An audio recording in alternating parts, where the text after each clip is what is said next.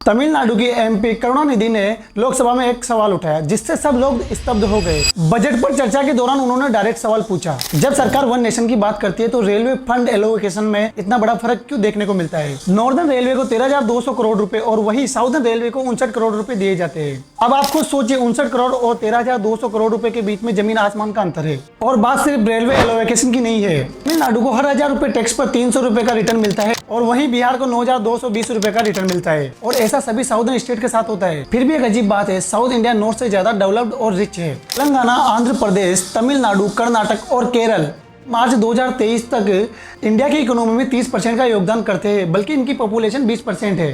तो सवाल यह है कि साउथ इंडिया ने नॉर्थ को कैसे पीछे छोड़ा, बल्कि उन्हें टैक्स रिटर्न भी कम मिलता है। क्या ये भेदभाव जानबूझकर किया जा रहा है या इसके पीछे कोई वजह है? इस मिस्ट्री को समझते हैं। जो हम देख रहे हैं उसका जवाब इंडियन हिस्ट्री में छिपा हुआ है। 1951 में डॉक्टर भीमराव अंबेडकर ने एक फाइनेंस कमिश्नर बनाया। काम ये था कि राज्यों में टैक्स कैसे डिस्ट्रीब्यूशन होगा। उससे लेकर अब तक हर 5 साल में फाइनेंस कमिश्नर चेंज होता रहता है और उसके द्वारा ये प्रक्रिया चलती रहती है। 6 फैक्टर्स को डिटरमाइन करके राज्यों को उनके हिसाब से रिटर्न मिलता है। Area, demography, performance, forest ecology, tax efforts, population और इनकम डिफेंस। साउदर्न स्टेट के लिए 2 मेजर प्रॉब्लम बनी हुई है, इनकम डिस्टेंस और पॉपुलेशन।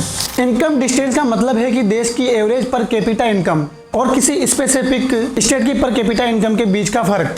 सिंपल टर्म में बात करें तो जिनकी इनकम कम होती है उन्हें ज्यादा टैक्स शेयर मिलता है। साउदर्न स्टेट्स को लगता है कि इस वजह से उनको उनका हक नहीं मिल पा रहा है, तो ज्यादा कंट्रीब्यूशन करते हैं और उन्हें रिटर्न बहुत कम मिलता है। और दूसरा फैक्टर है पॉपुलेशन। जिस राज्य के पास ज्यादा पॉपुलेशन होगी उसे ज्यादा टैक्स शेयर दिया जाएगा और जिस राज्य के पास कम पॉपुलेशन होगी उसे कम टैक्स पेड दिया जाएगा। साउदर्न स्टेट का कहना है कि गवर्नमेंट को 1971 का डाटा यूज करना चाहिए, क्योंकि 1971 और 1951 के बीच पॉपुलेशन एक्सप्लोजन हुआ था। इंदिरा गांधी की सरकार ने पॉपुलेशन कंट्रोल के लिए सख्त कदम उठाए, जैसे नसबंदी। उधर ने अपनी पॉपुलेशन कंट्रोल की, लेकिन नॉर्थ इंडिया से ऐसा नहीं हो पाया और उनकी पॉपुलेशन ज्यादा बढ़ गई। अब 2011 के सेंसस डेटा बेसिस के अनुसार पर टैक्स डिस्ट्रीब्यूशन होने लगा है, जिससे साउदर्न स्टेट को नुकसान और स्टेट को फायदा होने लगा है। ये सिर्फ टैक्स तक सीमित नहीं है, ये देश की पॉलिटिक्स को भी शेक करता है। पार्लियामेंट पर सीट पॉपुलेशन के बेसिस पर बनती है और अगर 2011 का डाटा इंप्लीमेंट हो गया तो बिहार, यूपी जैसे स्टेट को ज्यादा सीट मिलेगी और ज्यादा पॉलिटिकल पावर भी मिलेगी, जबकि साउदर्न स्टेट का इन्फ्लुएंस कम हो जाएगा।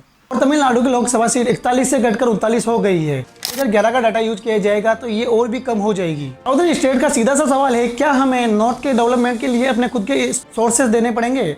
सरकार नॉर्थ को इसलिए सपोर्ट करती है क्योंकि वहाँ पर ज्यादा वोटर है, ज्यादा पॉपुलेशन है।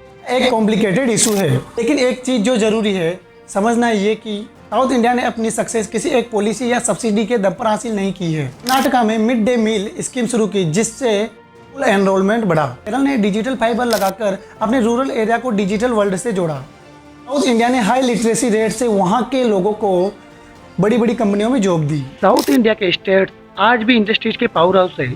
ये सब 1970 और 1980 के डेवलपमेंट पॉलिसी का नतीजा है। साउथ इंडिया के एजुकेटेड वर्कफोर्स ने माइक्रोसॉफ्ट और अमेजोन जैसी टेक जॉइंट्स को अट्रैक्ट किया है और बेंगलोर को इंडिया का सिलिकॉन वैली बनाया। तो नॉर्थ इंडिया को साउथ की लैंग्वेज या कलर पर तंज कसने के बजाय ये समझना होगा कि साउथ से क्या सीखा जा सकता है। अगर नॉर्थ भी एजुकेशन, इंफ्रास्ट्रक्चर और इंडस्ट्रीज पर ध्यान दे तो वह भी एक दिन साउथ के साथ कदम मिलाकर चल सकता है। उम्मीद है आपको मेरी जानकारी पसंद आई होगी।